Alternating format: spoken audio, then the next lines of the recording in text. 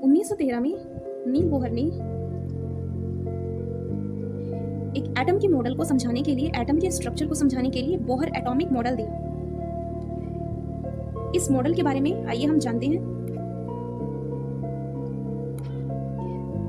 यहाँ पे एक स्ट्रक्चर दी हुई है,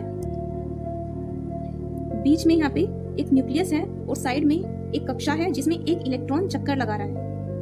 बोहर के एटॉमिक मॉडल के अनुसार इलेक्ट्रॉन निश्चित कक्षाओं में घूमते हैं और इन कक्षाओं में रहते समय कोई भी ऊर्जा का उत्सर्जन नहीं करते हैं। यहाँ न्यूक्लियस है, यहाँ पे पॉजिटिव चार्ज है, यहाँ पे न्यूट्रॉन और प्रोटॉन होते हैं। इसके चारों तरफ इलेक्ट्रॉन चक्कर लगाते हैं, इन पे नेगेटिव चार्ज होता है। जब ये इनके न्यूक्लियस के चारों तरफ चक्कर लगाता है तो इसमें से कोई भी एनर्जी रिलीज नहीं होती है।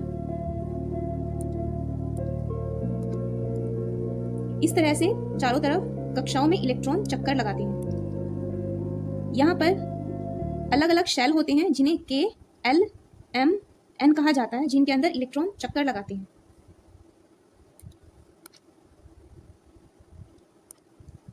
जब भी कोई फोटोन आता है, जब भी कोई एनर्जी इन एटम्स पर डलती है, तो ये फोटोन इलेक्ट्रॉन पर पड़ने से इलेक्ट्रॉन इस एनर्जी को एक्सेप्ट कर लेता है।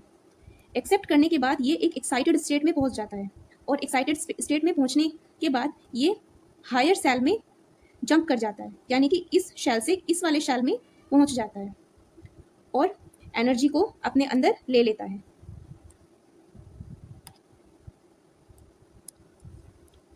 जब ये इलेक्ट्रॉन वापस अपने उसी शेल में आता है एक्साइटेड स्टेट के बाद, तो ये यहाँ से एनर्जी को बाहर निकाल देता है। जैसे इस पिक्चर में दिखाया हुआ है, ये इलेक्ट्रॉन इस तरह से एनर्जी को, प्रकाश को निकाल देता है।